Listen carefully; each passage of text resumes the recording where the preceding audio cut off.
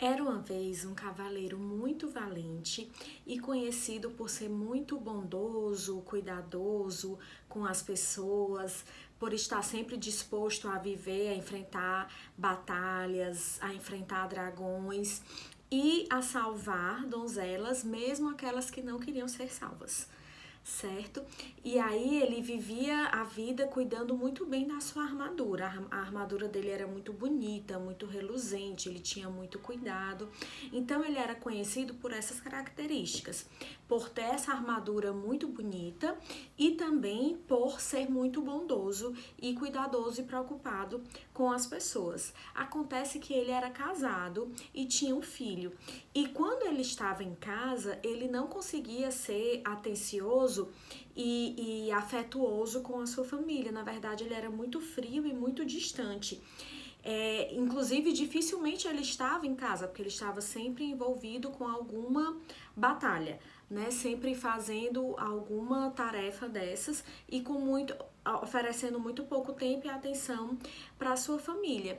E aí o que é que aconteceu? Ele começou a, mesmo quando ele estava em casa, não retirar a sua armadura.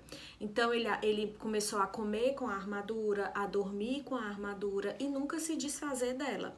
Até que um dia a sua esposa chegou no seu limite, não aguentava mais a situação e falou para ele que caso ele não retirasse a armadura, ela ia embora com o filho.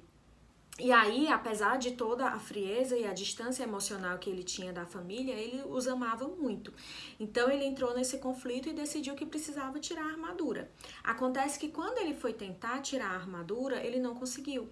Ele percebeu que a armadura estava presa já ao corpo dele e ele não conseguia tirar sozinho. Então ele buscou um ferreiro que era muito bom, e esse ferreiro disse para ele: não, eu também não consigo tirar sua armadura. Você precisa, para isso, você precisa entrar numa jornada muito mais longa.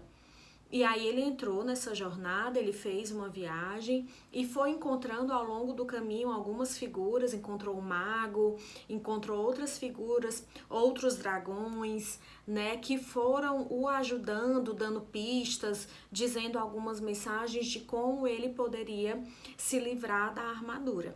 E aí esse conto é interessante porque a gente pode fazer uma analogia com o conceito de persona na psicologia analítica, né? Do quanto que a gente se, tanto de persona como de defesas psíquicas mesmo, né?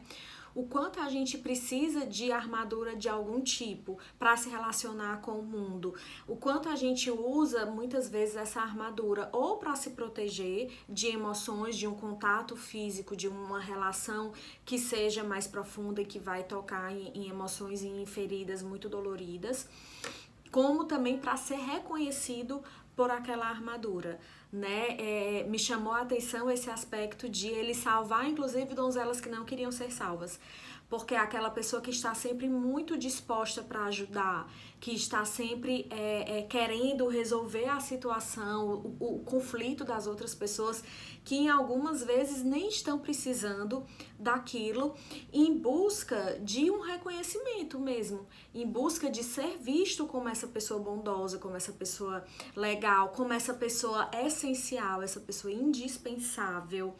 Então é essa busca, né, que traz, além da defesa, se mostrar essa pessoa indispensável. E como se livrar da armadura é algo que a gente não pode fazer do dia para a noite.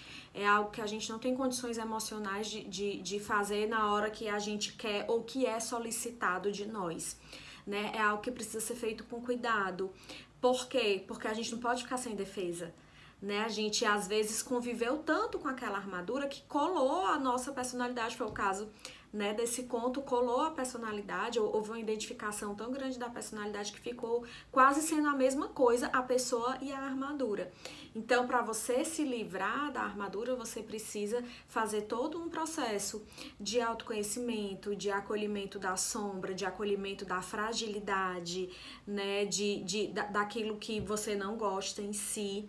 E aí, no caso desse conto, ele viveu todo esse processo, atravessou algumas escuridões, matou mais alguns dragões e depois conseguiu finalmente retirar a armadura e voltar para casa e ter uma convivência mais harmoniosa e mais afetuosa com a sua família.